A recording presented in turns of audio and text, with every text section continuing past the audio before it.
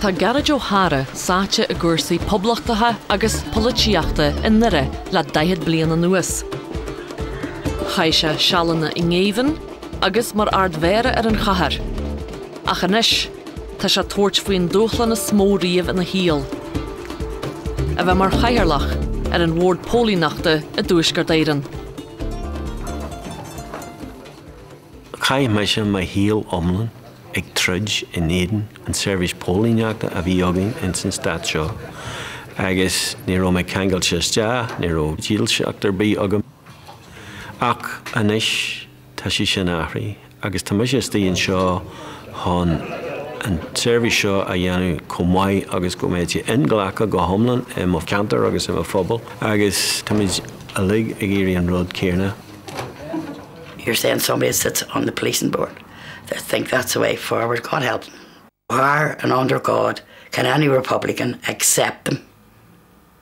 And it's those people, those so-called police force, that are raiding homes and harassing Republicans on a daily basis. So no way would they be accepted by Republicans at any stage.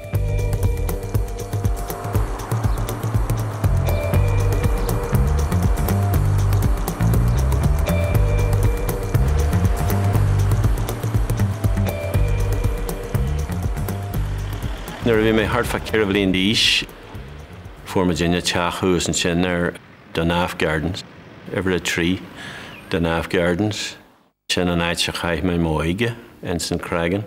Aiste go leor rud nach deigid mar an daoine, bhí sé hac déag agus leach chuid daobh siúd bhí protestúnaí ina gcónaíon, agus chaith me sin má híal óg a rí hart le protestúnaí. Agus in St. Straige, bhí daine ír sergeant a chuid arm na bratainne, dar a bhain Foster, bhí sé anhaidúin, cai mar rá. Bhí daoine ag ghlacú ísachtaíú na chéile na mrátí in St. Straige. So bhí ahan daine ag caneal ag brathórthú féin agus ar a chéile, agus bhí sé dlú le chéile mar phobal, fiú na protestúnaí in St. Straige céirne.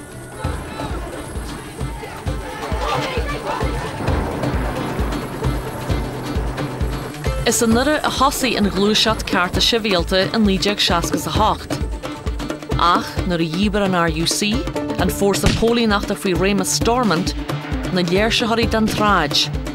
Hosaí coimhlint a chur náisiúnaithe an tuaisceart agus fórsaí an stáit an néarcha chéile. Hart fan amsin, tharlaí achtrad ó dhearáid a darí a híal go thomlan. Seán bhacha ar tháinig muid.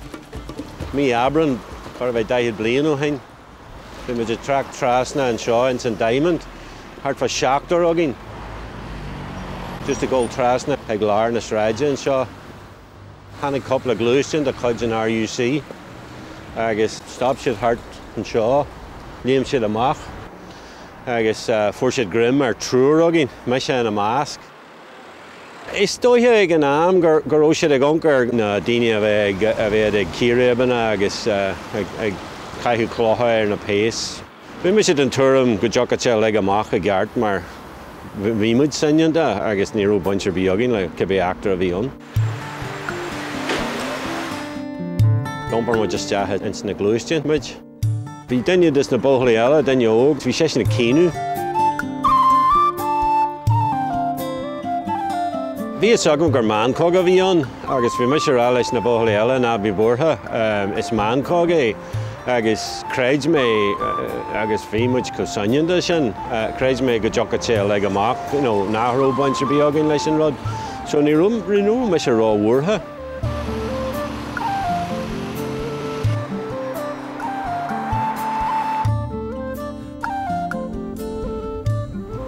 Tugadh síos ag an bharraigh muid, agus bhí muid is tí ag gilín, agus tháinig na péis céirne isteach. Dúirt siad in an daine a bhí a caithú na chlótha ar an cearr agus deanú ionsaí orm, agus daimsí siad muid. Ag an puinte sin, bhí me smaointe go tá siad an éiríire fa seo, tá siad hon Virginia chúisiú. Da mé ha ceontach as riotous behaviour, Joha Shavy, ní raibh aon ré leis an rud. Bhí maithair cineál mór le John Hume, so tháinig John Hume isteach. Bhí ní sé sin go raibh muid a droblaid, go raibh cúr speisialta le bheith ar maidin. Bhí muid inne rá leis nach raibh aon rud deanta againn agus dóthaigh gnéar nachan daine sin. Le go amach ar bannaí muid ar coppla punt. Bhí muid measar a searú fan rud, bhí muid faragach fan rud, agus bhí muid cinnte go raibh muid chun troid ar rais. Thacraí muid inne idirín hain ná raibh muid go príosan as rud nach nearan muid. Thacraí mé hain agus Jerry Donaghy ar golar ar seachnú. Is fad an toras atá deanta aige ón láisin an 1970 a híon nuair a chuig Garage O'Hara ar a hiú an RUC go dtín lá tá Newhan agus é inis mar bháil dá Ward Pólíneachta Ghuaisceart Éireann. Is dóigh ar hailí muid nar níor hailí meise go méad prósés mar seo an, go méad muid có fada síos a bóthar agus a támuid. Don céad tréimhse is dóigh gur ó na péasach dúil le rud éigean bhuaimse nó ó mo leithéid ar an mhór agus gur ó muid inne dúil a rud éigean. But de réir a céile thacraí muid síos agus go háirínar a bhí me argaint na léithananta luaithe le díalsúirí, le indoctóirí agus leis na péas hain. Okay, are we ready to resume? Agus is prósés ba téarmach é seo. Tá pointse an a bheits mar cineál tapan point. Agus nuair a chraithann muid an pointse sin, seans go mogaí rudaí níos giste na mar a hílann aine againe.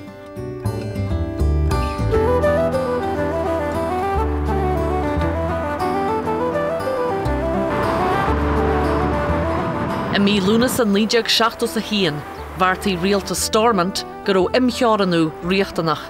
Policy is sprág léirsithe a measc na náisiúnaithe. Tháinig na mílte amach ar na sráideanna. Bhí Jerry fós ar a hiú an RUC. Bhí muid caiithú am a híos an Shannon, bhí muid stíg stopú a gahar limní. Gur dí gur tholamid gur thug siad isteach imthóranú ar an 9 mílúnas a 7 hain. Colúas a tholamid sin thacraí muid ar golar ais go dtíre.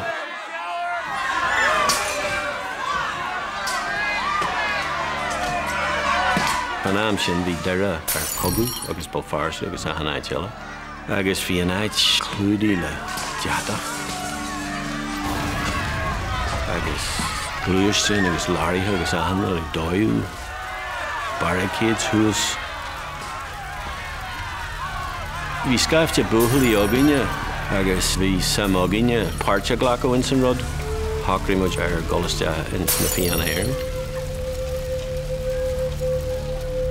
Ag an am sin bhí na Fianna Éireann cosisiil leis na Boy Scouts ar bhealach, bhí sé na cineál eagraíocht ina méid daoine óga a olbhú do rud níos mó.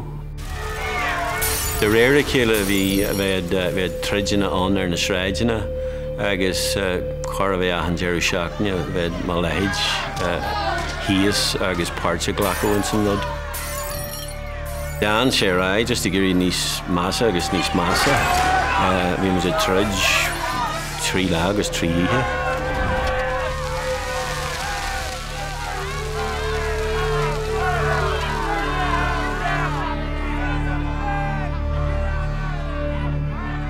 Ní raibh cead an gol amach taobh muidas na barricades. Bhí an fanachtas deach taobh hir in san Limister a bhí agin. Ach de réir a chéile thosaigh muid cineál sleanú amach ar ihe hathairn ag teach táhaine a lár na carthraach. Bhfuil Jerry le bán protestúna go bhí intí.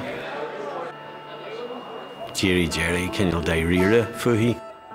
Agus nuair a bhíní sé an casdaí, thug sé comhlaí dó gur bhéon rud is fearr dhéanú ná i héanú hontuaisteach ag an bharraig agus a chuideama dhéanú agus go méid siad le chéile nuair thugad sé amach. Thua muid inne síos leis go dtí Roswell Street agus deimid sé leis go dtí Crumlin Road.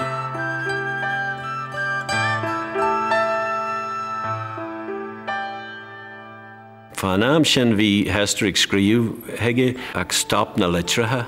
Sílim go bhfuair a maithair amach gur raibh sí ag scríú ag daine poblachtanach a bhí in san crum. So fanam a fuair sé amach bhí sé an bhuairtha fa Hester agus hui an bheirt joginne trasna go Monarch an Ebrington. Ait atá peindéil se dearag agus bán agus garam ar a an sráid.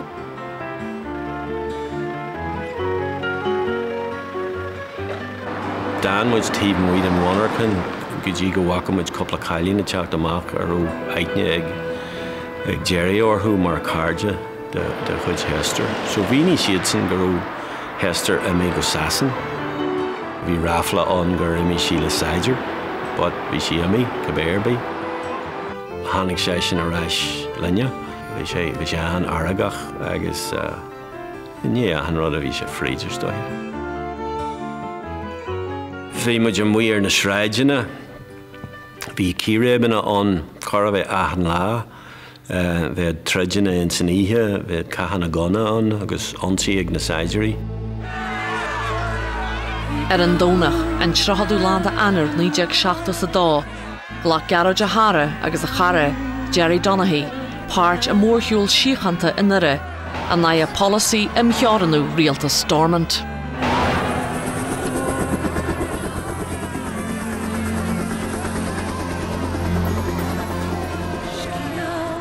Agus hánig na paras is tí ar cúil agin. Fanam sin bhí cud na paras am mui ar cosa. Agus bhí orin rí fríd na paras. Agus bhí siad a búlú daine agus a fáil grimmer géine. Agus fuairmuid fríd na línti. Jimmy Jerry a dro Glenfada Park. Jimmy Misha a dro na Harasain Mora. Wool me na Saidirí an sin. Paras a bhí teachtas teach agus bhí si just a léim nó maithas na trochanna. Agus chuir sé an rifle suas agus hosí sé scíú.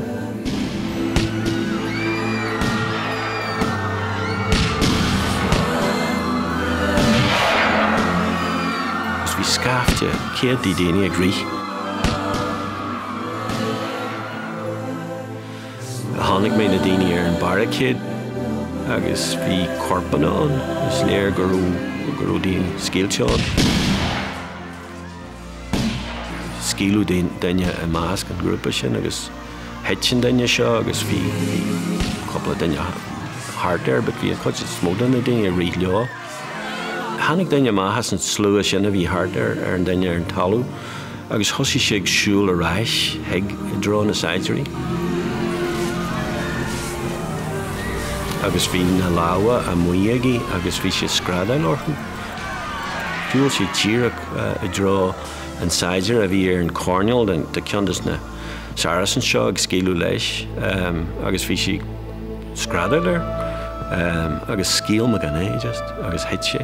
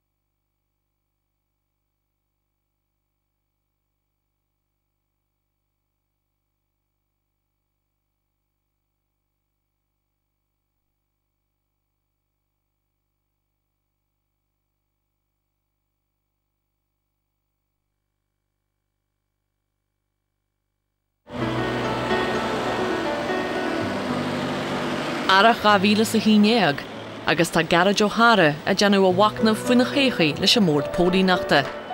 Anis agus a chead tréimhse mar leas chaithirlach a teachtan Jerry. Bunaíú an PSNI a Ghavíle sa hían a náit an sean RUC. Tá cura bliain dean agam, ag le hearma dhéanú ar an mór.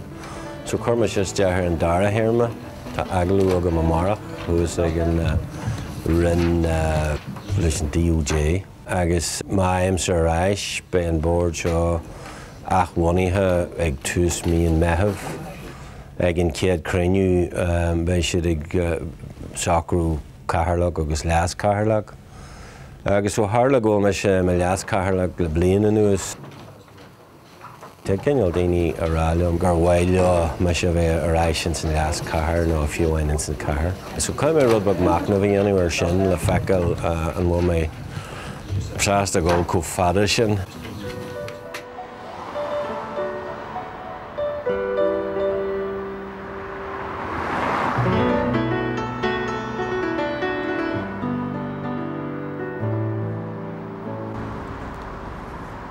Stegar bé seo ceandas na mór síomhanna don strathailt idir náisiúnaí an Tuaisceart agus an stad.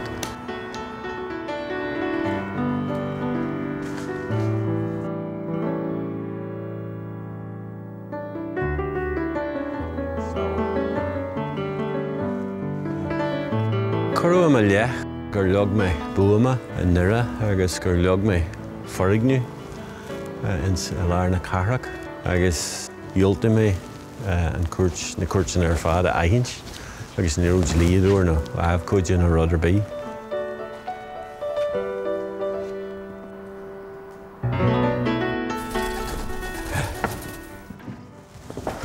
Is omí daine bach a thuí sios na staire sin. Ní eice an cóidealad an cuirt, thugad isteach an seo agus an sin. Sios a rís trasna an bóthar, go dtí an crum. Ar an tíomh amuí, bhí argúin se go rá an san glúiseacht gur ceart na cuirtin a aithint, de líadúirí agus na cásanna a chruid. Feic siad amach cásanna ar ó seansáach ó a bhaint, hon tríal a bhaint as an tactic seo. Peic ó meise agus coppla daine as bol fearste. Hosin muid céad mai Janella, ní rú na Blacktree agri, ní rú na scéaltaí a gheart acu, ní rú siad a dúil go méid siad faoi scrúdú ag aibhcúide, run siad pracast an cás. Ceiceadh an cás amach, mar ní rú rud a bhí síní agam.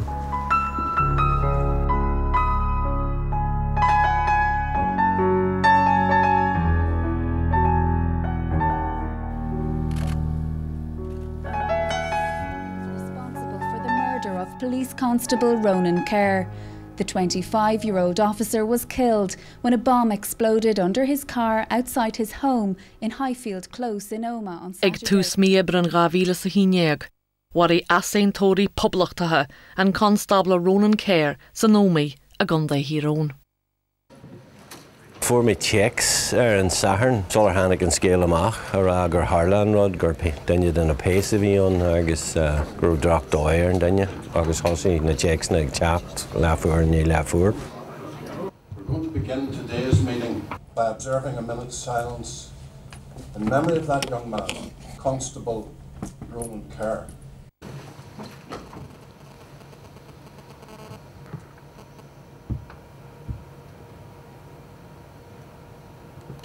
Caiimar agur bhhaithí mé just brónach ar fad, just dalí a thuiscint, go dtí tá ins na hinsin dis na daoine sin.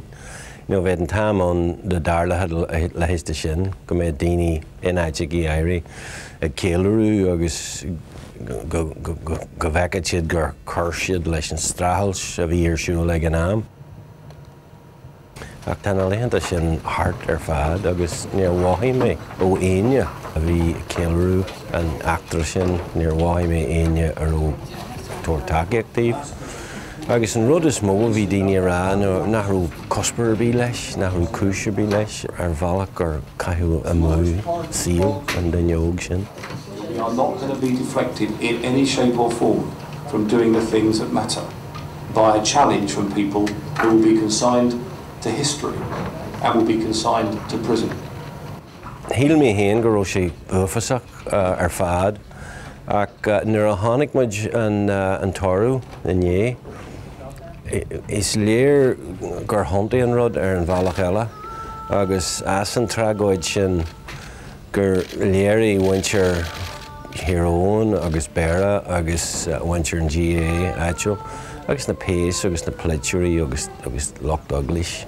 Gur tháinig siad le chéile agus teachtarach an Leidir an Trum agus ar bhealach híl tú gur tháinig rud muí as an trágóid sin agus mas féidir len sin a heiscint go dtí a Harla inné ag an tarú sin agus tógáil ar sin tíonn tú dóchas don taithí agus gach seans nach darlad le héidir ríist.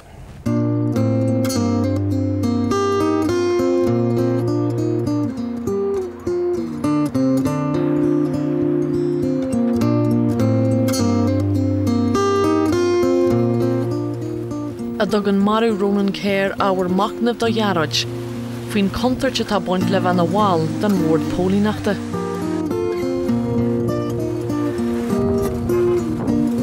Is aisteach é an dóid gur ó rudaí ag forbairt agus siar an sin ní heaglaid smaointúir, ní heaglaid bheith cinse go mé ha beá i gceann bliana agus de réir mar a orbar politeachta amach agus cursaí politeachta tá sí dá creide agus tá deanú go sílan coidhhaí daoine a bhí an Arnéaden nach dagan siad san go dé mar a ddíirílann Waindail Susan san áit sin a bhfuilmuid.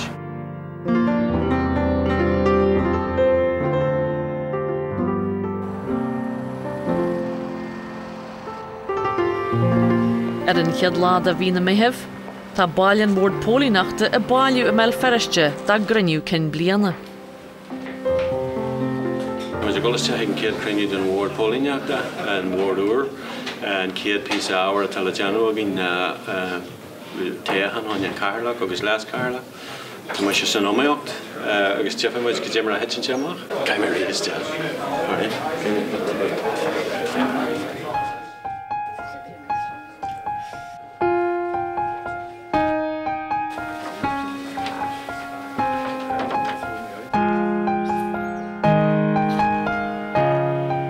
Tá anadíocht ag na mórfáirtíthe a lig ó thuaidh ar an Ward Pólínachta. Ní asaontóirí poblachta a bháin atá glórach fá fáirtíocht hain féin leis a PSNI. Tá ráite ag aondachtaithe fásta go bhfuil se rá lua sin féinach a bheith ganas ar an Ward Pólínachta. So, dear Harla. Go ddíireach mar a hilme, bhí an DUP ar híh Ryan Ray agus SF agus daoine eile ar meánsa. But hit sé don alliance sinam agus so hepáin chailmuid le dheabhú é. So tá me sé mar leas Carla. Ní me bortha faoi. Ó híomh na pleiteachta de istóithe go méid sin na chóirtha mai do phobal seágaine, do winter seágaine, don phobal tanahas agus don dóin mór an mhainn sin. So istóithe go seans a bhí an sin a léirú, but Chuck ein chance sin hard to reach agus sin okay. Sin seo déanlas agus cé gur tháinig mé go máil aige tá mbeidh seo níos ghlacham leis.